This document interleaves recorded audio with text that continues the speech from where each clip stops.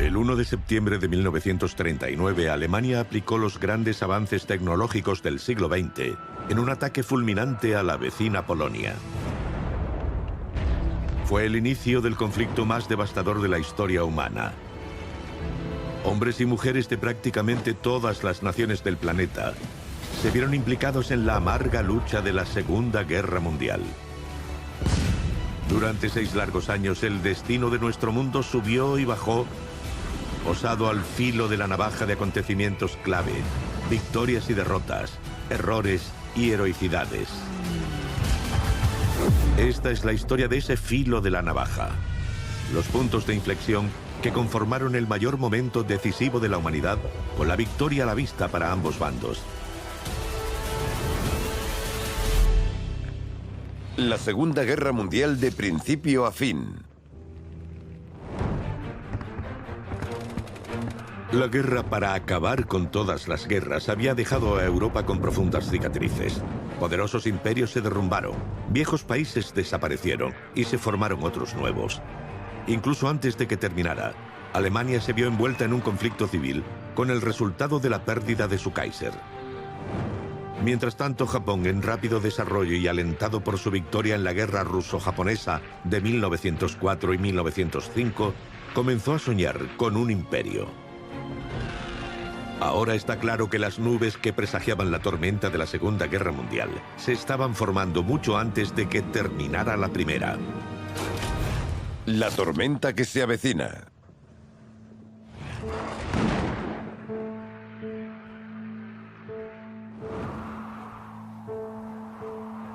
Recordamos que la Primera Guerra Mundial arrasó grandes zonas de Francia y Bélgica.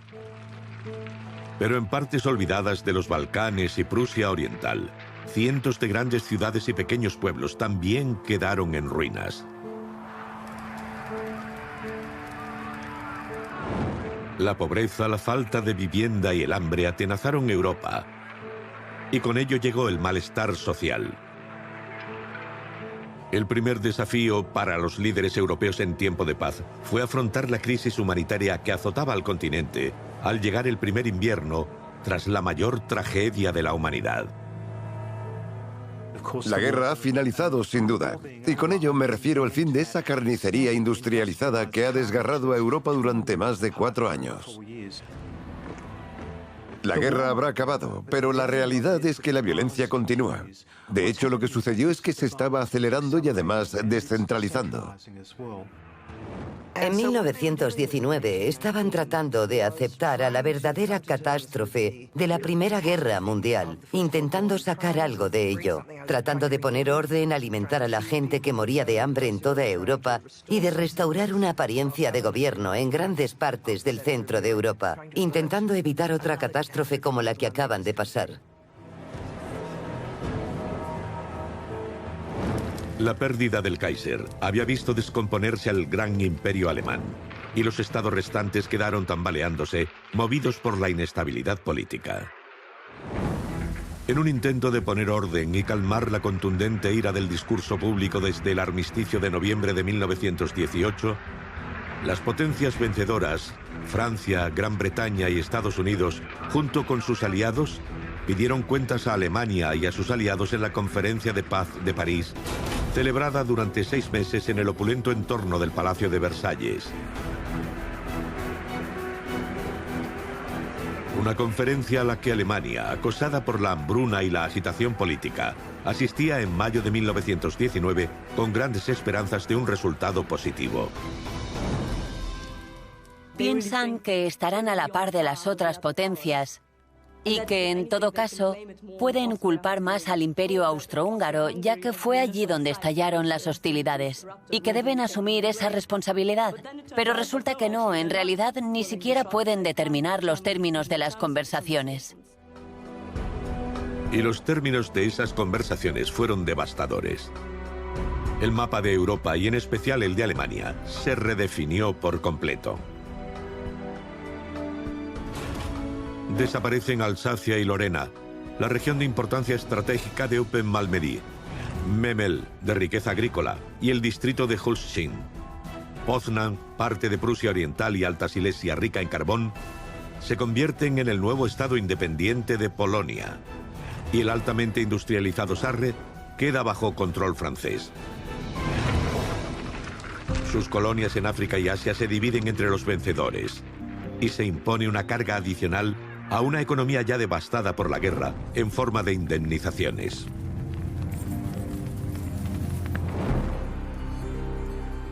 Los alemanes son obligados a reconocer las cláusulas 231 y 232 del Tratado de Versalles, unas cláusulas que exponen explícitamente la responsabilidad de Alemania en la guerra. Los aliados afirman que Alemania es la única responsable de la guerra y, por tanto, debe pagar por ello. Obligada a admitir su culpabilidad como nación que inició la guerra, Alemania contuvo el aliento mientras se debatían varias cifras, desde 2.000 millones de dólares a 23.000 millones. Finalmente se acordaron 6.000 millones de dólares, cantidad que los enfurecidos alemanes creyeron demasiado elevada y los indignados franceses vieron como demasiado pequeña. Al final, Versalles solo supuso una falsa esperanza junto a la insatisfacción, una profunda sensación de dejar muchos asuntos pendientes. Lo que tenemos aquí es una visión de un orden social más justo y equitativo, y la sensación de que si quieres evitar otra guerra, necesitas tener justicia social.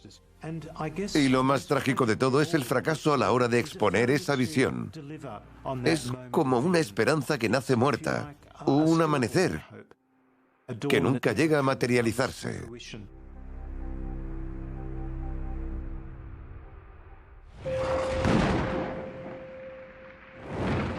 En Versalles, Alemania fue tratada como si hubiera perdido la guerra. Pero para muchos alemanes no hubo derrota. La guerra no había terminado en rendición, sino en armisticio, y el hecho de que su ejército regresara a casa portando las armas era la prueba.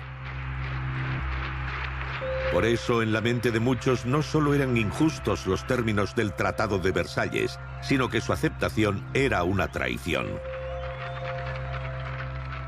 Cuando el frente occidental comenzó a hundirse, especialmente en octubre y noviembre de 1918, las principales figuras alemanas empezaron a pensar cómo podían exculparse de esa debacle. Y la excusa que idearon fue que el ejército no había fracasado, no había sido derrotado, había seguido luchando hasta el último momento. Pero los débiles políticos liberales y una clase trabajadora traidora, inspirada por ideales comunistas y probablemente financiada por judíos, habían apuñalado al ejército por la espalda. Esta poderosa mitología de los judíos y los bolcheviques trabajando juntos, más la nostalgia por el todopoderoso imperio alemán, fue la fuerza motriz del ascenso de Adolf Hitler. Un ascenso que comenzó con su escalada a la dirección del Partido Obrero Alemán y un golpe de Estado fallido, el putsch de la cervecería o de Múnich en noviembre de 1923. En 2 días fue detenido, juzgado por traición y condenado a 14 años de cárcel. Tras cumplir 9 meses, fue liberado por una judicatura simpatizante de esa nueva figura política. Sus partidarios en el país comenzaron a darse cuenta de que él era el único que había actuado. Hitler había hecho el trabajo. Fracasó, pero lo había intentado. La República de Weimar, que reemplazó al régimen imperial en Alemania tras la Primera Guerra Mundial, fue un atrevido experimento de democracia frustrado por una convocatoria continua de elecciones. La nueva legislación facilitó que numerosos partidos fueran elegidos para el Reichstag, haciendo casi imposible formar un gobierno mayoritario. Como resultado, los mandatos se veían truncados a menudo por la disolución de las coaliciones. Por encima del caos del Parlamento se encontraba la tranquilizadora figura del presidente, con poderes para nombrar y destituir cancilleres. Y mientras Alemania se tambaleaba por los efectos de la Gran Depresión de 1929, ese cargo lo ocupaba el patriarca y héroe de la Primera Guerra Mundial, general Paul von Hindenburg. El objetivo político de Hindenburg había sido el de orientar a Alemania mucho más a la derecha y alejarse de la democracia establecida en 1918 y 1919. Quería un gobierno autoritario de derechas estable que contara con un respaldo sustancial de la población.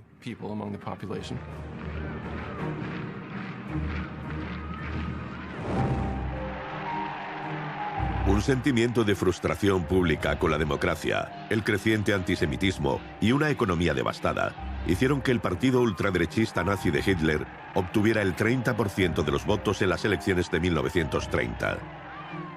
El caos continuó y en julio de 1932 un temeroso y exasperado electorado le otorgó el 35%, lo que llevó a un envalentonado Hitler a aspirar a la presidencia.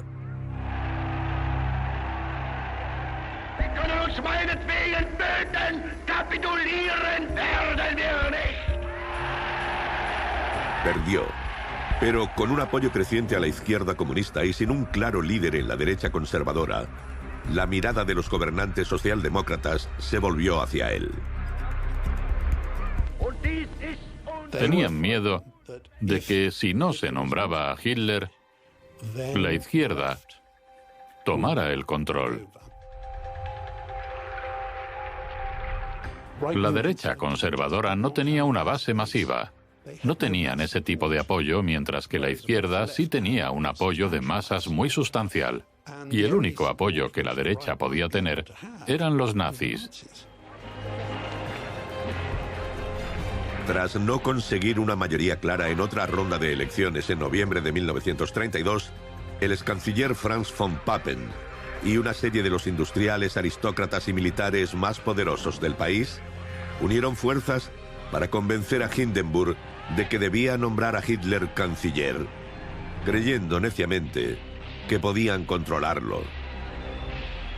Hindenburg accedió. Cuando Hitler se convierte en canciller, hay un gobierno de coalición, donde solo hay otros 2 nazis en un gabinete de 11 personas, y los demás son el tipo de figuras de aquella antigua élite tradicional, el tipo de hombres que confían en poder controlar a Hitler. Pero en 2 meses, Hitler propone y aprueba la ley habilitante, una ley que le daría la libertad de actuar sin el consentimiento parlamentario. Los partidos no nazis son proscritos formalmente en julio de 1933. Por último, con la muerte de Hindenburg en agosto de 1934, alcanzó el pleno poder dictatorial, combinando los cargos de canciller y presidente.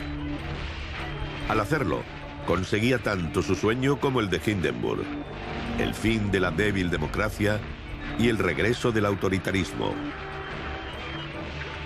Un sueño que tendría consecuencias globales inimaginables. Nadie más hubiera llevado a Alemania a la guerra.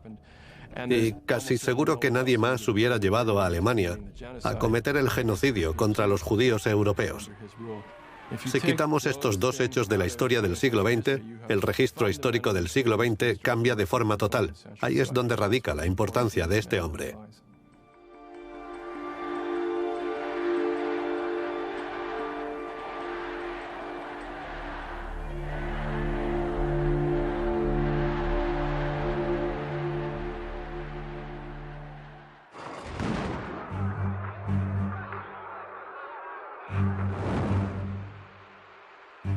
En 1922, una década antes de que Hitler llegara al poder, el pueblo italiano eligió a un hombre como primer ministro, cuyo ascenso al poder fue rompedor. Un ascenso que Hitler emularía en muchos sentidos. El fundador del fascismo italiano, Benito Mussolini. Italia había tenido un importante papel de apoyo a los aliados en la Primera Guerra Mundial, pero Inglaterra y Francia la consideraban una potencia menor. Mussolini prometió devolver a Italia a su debido lugar en el contexto mundial. Había habido dictadores en lugares como Sudamérica en el siglo XIX, pero la tendencia a la dictadura en Europa comienza con Benito Mussolini, cuando se convierte en primer ministro en octubre de 1922 y luego en dictador en enero de 1925. Pero quizás la mayor lección de Mussolini para Hitler fue la invasión de Etiopía en 1935. Un intento fallido de reclamar Etiopía en 1896 había terminado en la humillante derrota italiana en Adua en marzo de ese año. El ejército italiano fue el hazmerreír de toda Europa. La manera más fácil para Italia de recuperar su autoridad internacional y para Mussolini de apuntalar su posición era vengar esa derrota. Pero primero tendría que desafiar a la Sociedad de Naciones, una organización internacional cuya principal misión era mantener la paz mundial. Creada tras la Conferencia de Paz de París, la sociedad estaba dirigida por un consejo ejecutivo formado por las potencias vencedoras de la Primera Guerra Mundial. Francia e Inglaterra se sentaban a esa mesa, al igual que, irónicamente, Italia y hasta 1933, Japón. En cuanto a las ambiciones imperiales de los Estados miembros, Gran Bretaña y Francia se enfrentaban a un dilema. Estaban maniatados por el hecho de que tenían grandes imperios territoriales y era bastante difícil decir a los demás: el nuestro lo tenemos desde hace tiempo y ahora tú no puedes tener uno. El resultado fue el creciente resentimiento de que británicos y franceses intentaban impedir a Italia algo a lo que todas las grandes potencias europeas debían tener derecho. Durante los meses centrales de 1935, el movimiento de barcos italianos por el Canal de Suez, controlado por los británicos, fue continuo. Los italianos comenzaron a reunir un gran número de tropas en las fronteras orientales de lo que entonces se llamaba Abisinia. A través de la sociedad se impusieron diversas sanciones económicas a los italianos, pero en el fondo franceses y británicos temían el fantasma de una rápida remilitarización de Alemania. Italia en ese momento era un valioso aliado. Al final, tuvieron que elegir.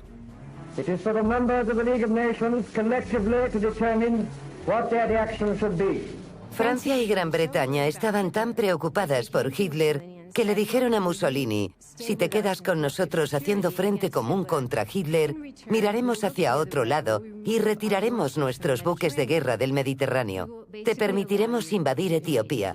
Y eso fue lo que ocurrió.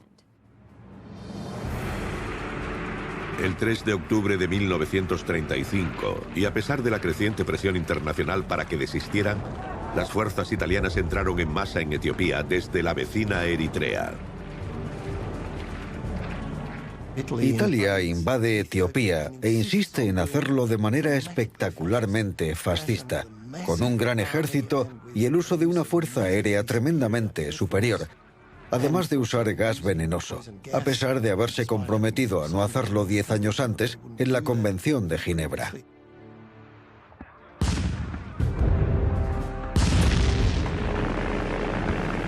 Que Gran Bretaña y Francia no intervinieran ante la invasión de Etiopía, lo que podrían haber hecho simplemente bloqueando el Canal de Suez, y su posterior fracaso en responsabilizar a Italia por el uso de gas venenoso, a pesar del apasionado discurso del emperador etíope en el exilio, Haile Selassie, fue la sentencia de muerte para la Sociedad de Naciones, señalando el fin de esas nobles aspiraciones de paz mundial. Mussolini y su ideología servirían para influenciar a dictadores de otros partidos de derechas desilusionados en todo el mundo, abriendo la puerta a una amenaza aún mayor. Es posible arguir que cuando Mussolini decide invadir Abisinia, Etiopía, y conquistarla como parte del imperio italiano, y las otras potencias no lo detienen ni le dicen que no puede hacerlo, es un punto de inflexión. Sucedido esto, se abre el camino a la agresión japonesa, a la agresión alemana y demás. Vamos hacia la Segunda Guerra Mundial.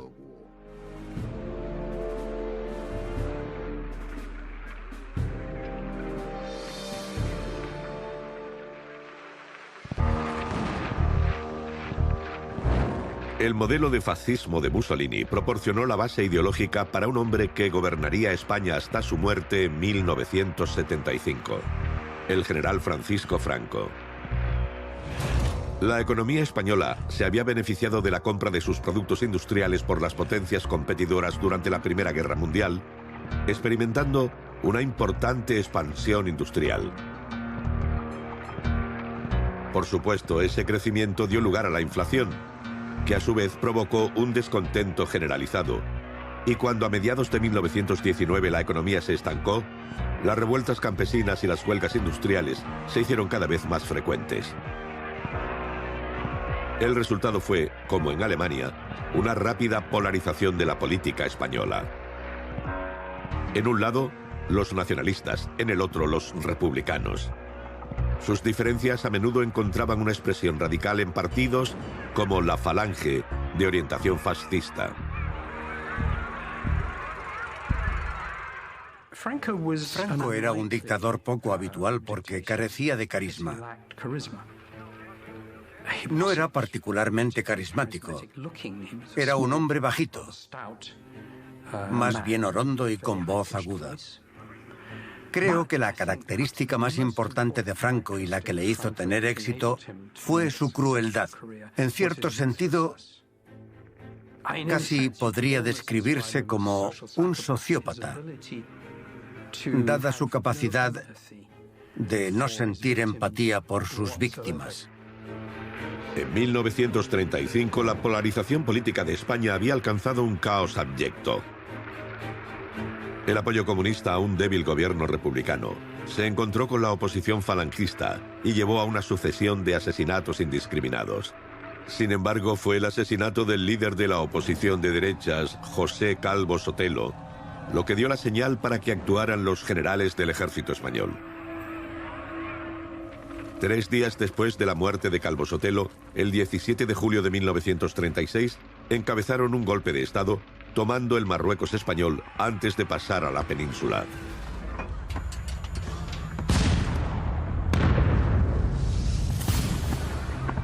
Europa observaba, y a pesar del pacto de no intervención firmado por Gran Bretaña, Francia, Rusia y Alemania, Hitler decidió actuar.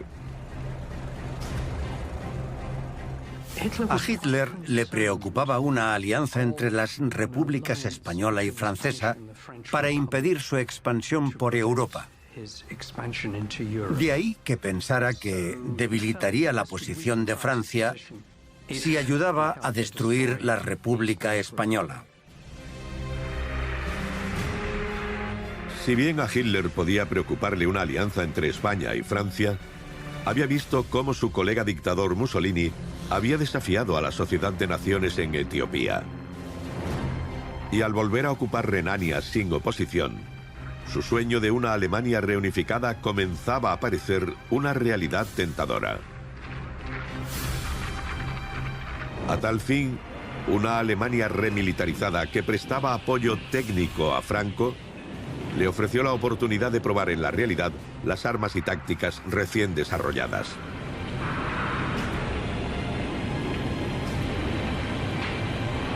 Los últimos aviones, las últimas ametralladoras, la última artillería, etc. Era la oportunidad perfecta y algo en lo que Göring estaba también muy interesado.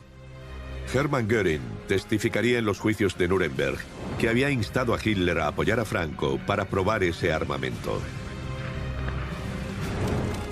Una de las mayores pruebas sería la de la Luftwaffe, a la que en abril de 1937 se le encomendó la tarea de reducir a ruinas la ciudad vasca de Guernica.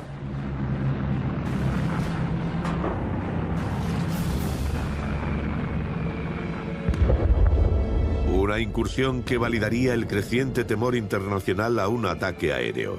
Un temor que anticipaba con precisión que en una guerra futura, las fuerzas aéreas de las naciones serían capaces de borrar del mapa ciudades enteras junto a sus habitantes civiles.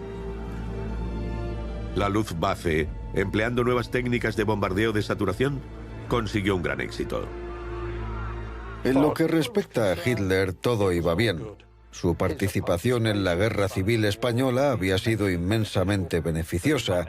Lograron probar una serie de tácticas militares que se utilizarían en la Guerra Relámpago, primero en Polonia y luego en Francia. También pudieron probar equipo militar en España, así que para Hitler las consecuencias solo fueron positivas.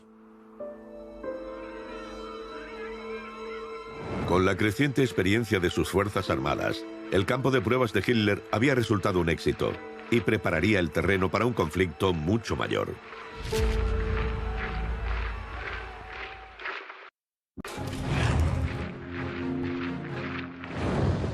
El Tratado de Versalles no solo causó disensión en Europa. En Oriente, Japón soñaba con un imperio. Lo que surgió desde la restauración Meiji en 1868 fue un deseo de riqueza, poder y prestigio como medio de corregir la desigualdad impuesta en el pasado por las potencias occidentales. Y cuando esos países occidentales no logran acordar una cláusula de igualdad racial en el Tratado de Versalles, reabren viejas heridas. Es un gran desaire para el pueblo japonés. Makino habla de esto abiertamente en la conferencia. Es un insulto a gran parte de la raza humana, una afrenta a nuestra humanidad. Han visto que son iguales a los blancos en la guerra, pero ahora resulta que los blancos intentan reafirmar el viejo orden colonial. Eso aviva el deseo de Japón de crear un nuevo orden mundial en Asia, que liderará. Mientras tanto, China estaba desarrollando su propio sentido de identidad nacional. Esa creciente sensación, especialmente entre las élites, de que China era una nación-estado por derecho propio, se hizo más fuerte. Pero ese sentimiento se topó con una creciente fuerza del imperialismo en Japón.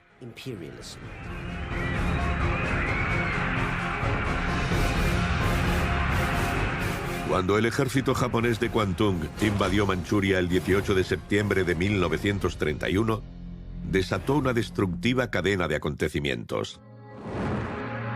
La crisis de Manchuria acabó con la retirada de los delegados japoneses. Japan, however, finds it impossible to accept the report adopted by the Assembly. Y la subsiguiente retirada del país de la Sociedad de Naciones en 1933, cuando Occidente apoyó el llamamiento de China contra la agresión nipona, dejó a Japón cada vez más aislado del resto del mundo. Para el pueblo japonés de entonces, el incidente de Manchuria y la posterior creación de la nación de Manchuria parecía un éxito rotundo.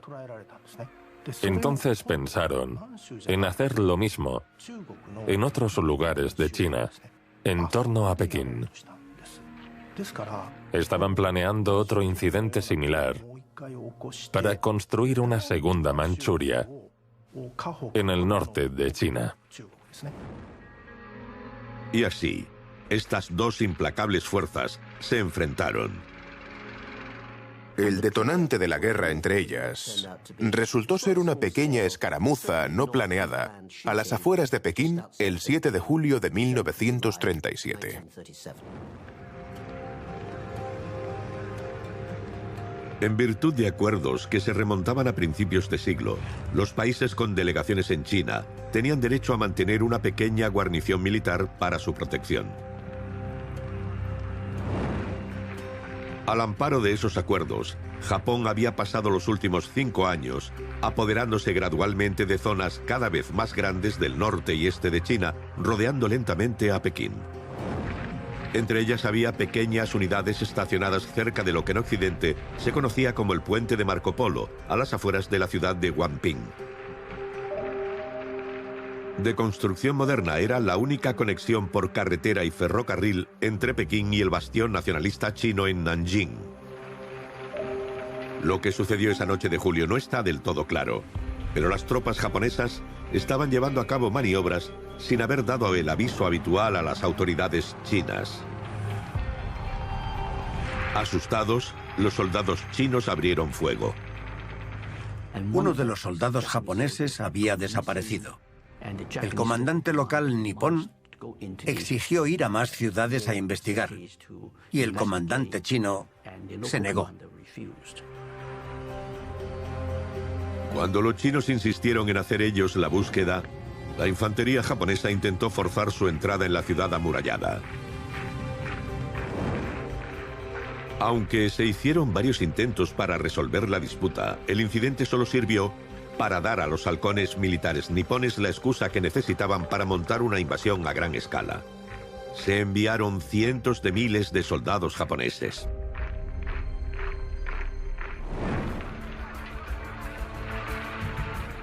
Al principio, el emperador estaba preocupado. estaba comprensiblemente nervioso por la intervención de europeos y americanos. Sin embargo, cuando vio que no llegaban, aprobó las acciones del ejército. Ordenó con firmeza que se ocuparan rápidamente del ejército chino.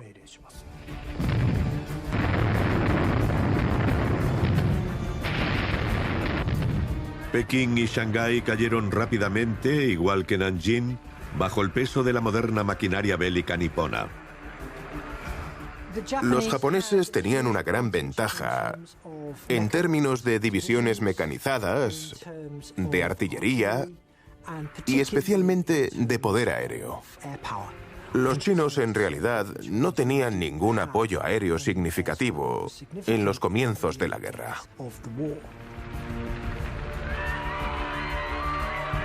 A finales de 1938, gran parte de China septentrional y oriental había sido invadida, incluida la costa oriental. Y las relaciones de Japón con las potencias democráticas se deterioraron rápidamente. Con el embargo de petróleo de Estados Unidos, Japón puso sus miras en el sur de Asia. Y con ello, el lema de Asia para los asiáticos se transformó rápidamente en el mucho más amenazante Asia para los japoneses. Japón tendría su imperio, sin importar el coste. Japón no era el único país centrado en el expansionismo en 1938. La determinación de Hitler por un Anschluss o reunificación de Alemania con su tierra natal de Austria fue una piedra angular de su ideología desde sus inicios como político en Múnich.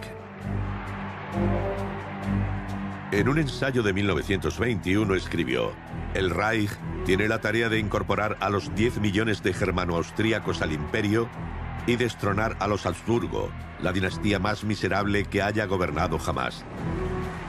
Y tras asumir el control total de Alemania a la muerte de Hindenburg, había trabajado sin renunciar a la diplomacia hacia ese objetivo: reconstruir gran parte de aquel imperio germano-hablante fragmentado por el Tratado de Versalles.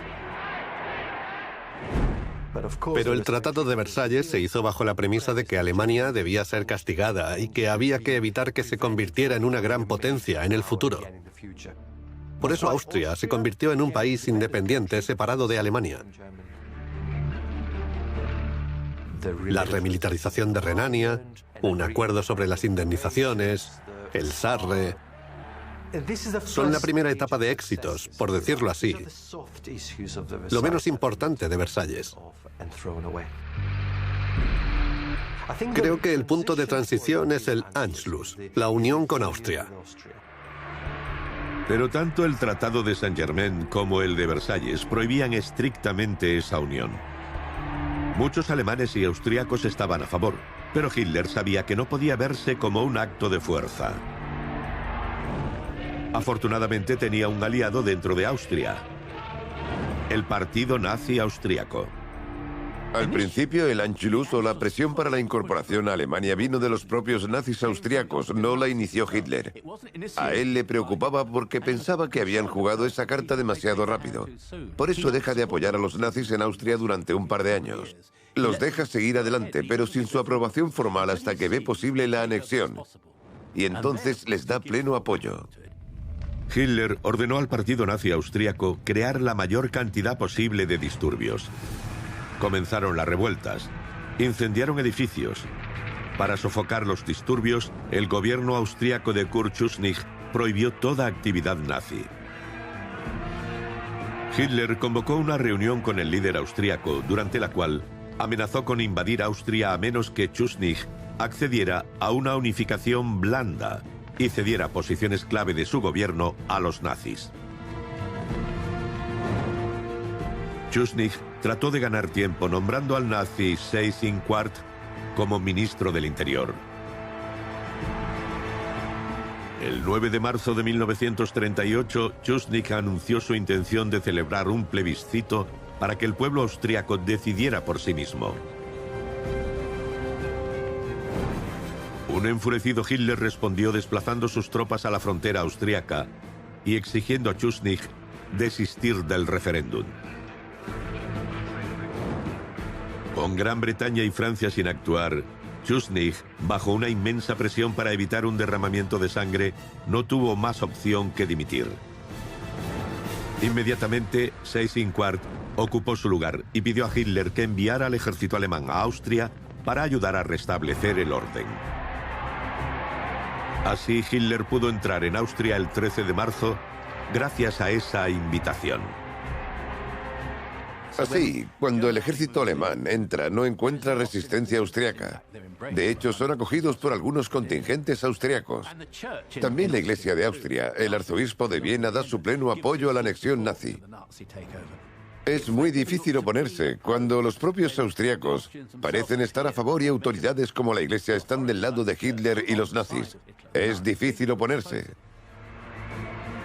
Para afianzar la unión y legitimarla a ojos del resto del mundo, Hitler anunció un plebiscito para el 10 de abril de 1938, y los resultados fueron abrumadores.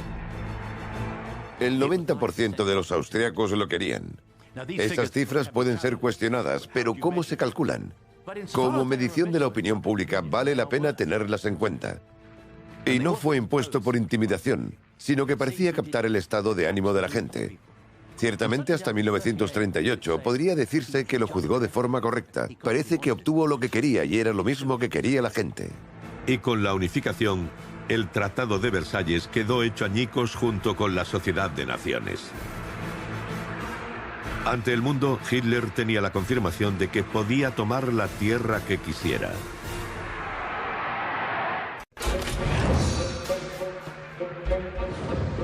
La anexión de Austria por Hitler no pasó desapercibida a las potencias occidentales.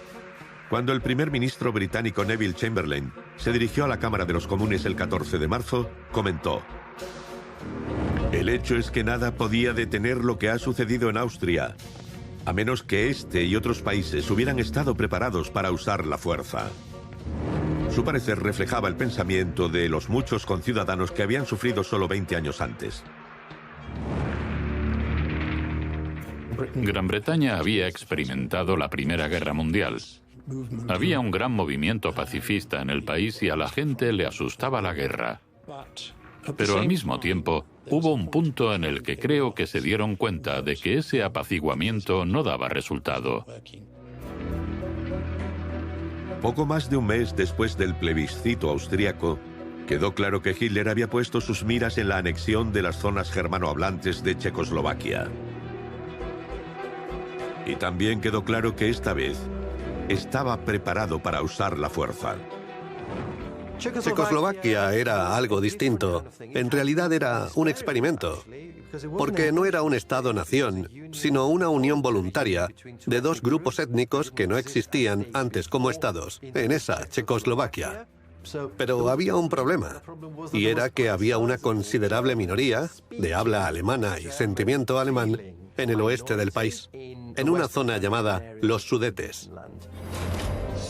Los Sudetes era una zona industrialmente rica, que había sido separada de Alemania por el Tratado de Versalles.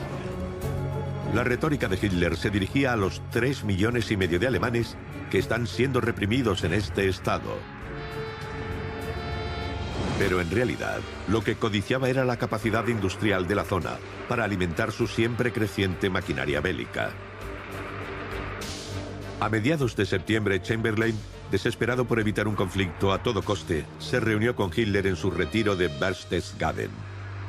En ese encuentro, Hitler accedió a no emprender acción militar sin consultar, y Chamberlain accedió a intentar persuadir a su gabinete y a los franceses de aceptar los resultados de un plebiscito en los Sudetes.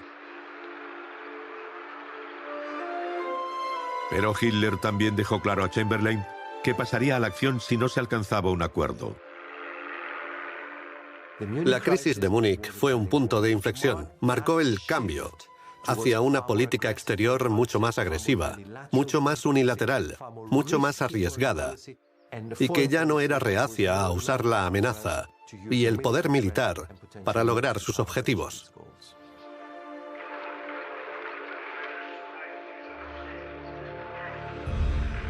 Chamberlain regresó a casa con la seguridad de que se podría apaciguar a Hitler. El primer ministro francés Édouard Daladier y su ministro de Asuntos Exteriores Georges Bonnet fueron a Londres, donde se preparó una propuesta conjunta que estipulaba que todas las zonas con una población de más del 50% de alemanes sudetes fueran entregadas a Alemania según los principios de autodeterminación recogidos en el Tratado de Versalles.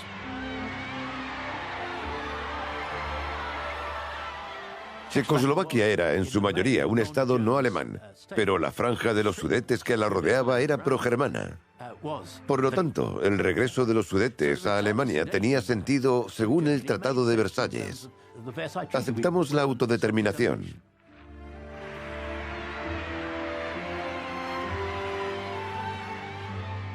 Así, todas las demandas de Hitler para la devolución de territorios y pueblos tenían una justificación legal. Por eso no podía creer que Francia y Gran Bretaña fueran a luchar. Cuando Chamberlain regresó a Alemania el 22 de septiembre, Hitler, percibiendo la reticencia de británicos y franceses a entrar en conflicto, endureció sus demandas.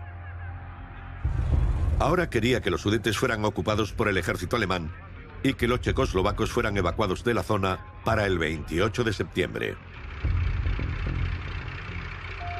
En un esfuerzo de última hora para evitar la guerra, Chamberlain propuso una conferencia a 4 para resolver la disputa. Hitler accedió.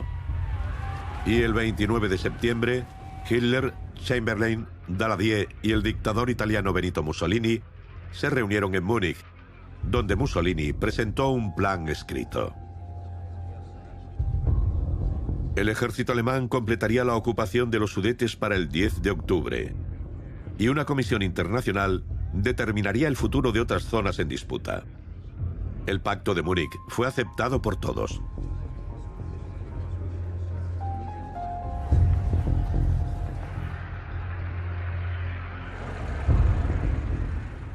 Creo que en Múnich se trata de ganar tiempo al no estar listos para combatir y de explorar opciones, aunque cada vez queden menos. We regard the agreement signed last night as symbolic of the desire of our two peoples never to go to war with one another again. Chamberlain regresó a Gran Bretaña, donde recibió la bienvenida de un héroe, blandiendo el acuerdo firmado. Pero su afirmación de la paz de nuestros días demostró ser demasiado optimista.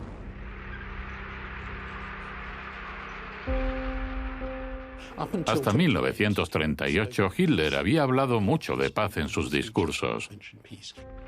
Pero después de Múnich, convocó a los diferentes editores de los periódicos a una gran reunión y les dijo: hasta el momento hemos hablado de paz. Ahora toca preparar a la población alemana para la guerra. En marzo de 1939, animado por sus éxitos anteriores, Hitler, incumpliendo la garantía escrita que había dado a Chamberlain en Múnich en 1938, ordenó la ocupación alemana de toda Checoslovaquia, preparando el terreno para sus planes posteriores.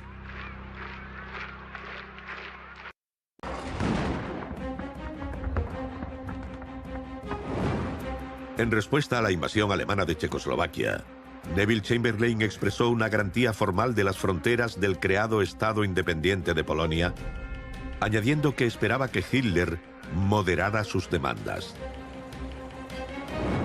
A los pocos días, Hitler ordenó a la Wehrmacht prepararse para la invasión de Polonia, fijando la fecha el 1 de septiembre. Todo el mundo, incluyendo sus generales, pedía precaución. El problema es que Polonia era tentadora, no tenía barreras defensivas naturales y su ejército se encontraba en un estado de gran debilidad. Hitler estaba furioso con los polacos porque se habían negado a negociar un reajuste para cambiar la decisión de Versalles y devolver territorio alemán. Además de enfadado, también necesitaba atravesar Polonia para lograr el objetivo final, que era atacar a Rusia. Lo que impulsó a Hitler fue la creencia de que tanto Neville Chamberlain como el primer ministro francés Édouard Daladier optarían por un acuerdo de paz en lugar de la guerra, y tenía amplias pruebas para sustentar esa teoría.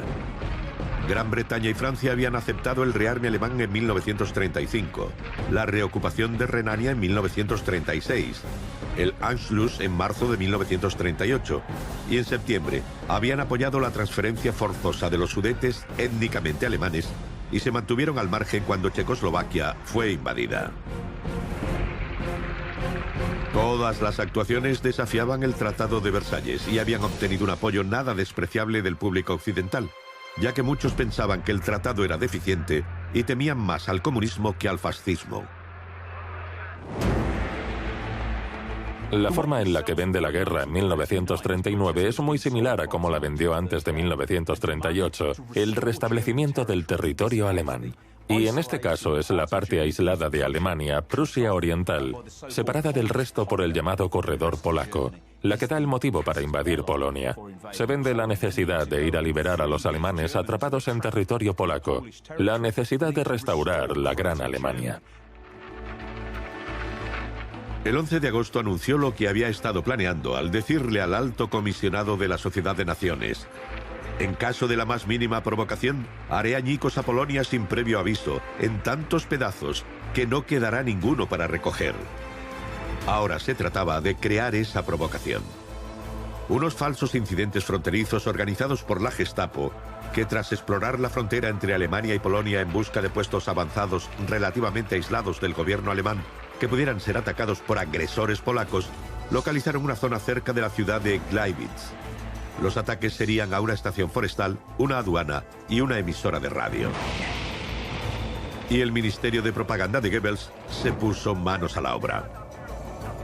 Básicamente lo que debía hacer Goebbels era intentar demostrar que los demás tenían la culpa. Los polacos tenían la culpa y los británicos también por intentar volver a rodear a Alemania.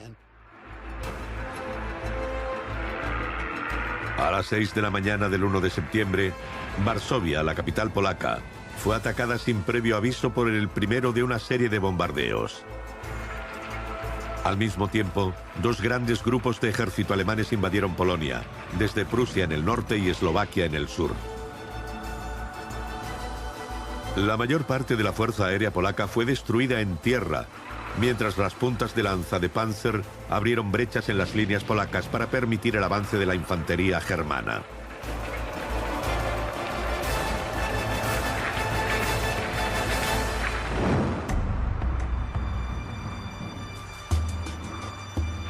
La Luftwaffe atacó las principales carreteras y nudos ferroviarios y bombardeó ciudades y pueblos, a fin de crear una masiva huida de civiles aterrorizados para bloquear los caminos y obstaculizar los movimientos de las tropas polacas.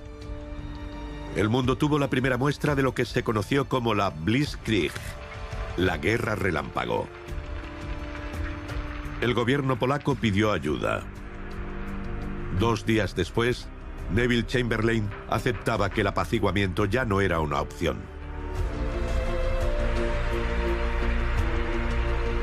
This morning, the British ambassador in Berlin handed the German government a final note stating that unless we heard from them by 11 o'clock, that they were prepared at once to withdraw their troops from Poland, a state of war would exist between us. I have to tell you now that no such undertaking has been received, and that consequently this country is at war with Germany. Eso no era lo que Hitler esperaba. Debemos recordar que Hitler no espera que estalle una guerra mundial en 1939. Espera una guerra limitada para anexionarse Polonia. Por eso se sorprende cuando Gran Bretaña y Francia declaran la guerra y no cree que lo hagan basándose en lo que pactaron en Múnich un año antes. Varsovia resiste con valentía, pero tras 18 días de continuos bombardeos, finalmente se rinde a las 14 horas del 27 de septiembre. Alemania había conseguido una rápida victoria, pero Gran Bretaña y Francia se negaron a aceptar la oferta de paz de Hitler y Polonia era el primer campo de batalla de lo que se convertiría en la Segunda Guerra Mundial.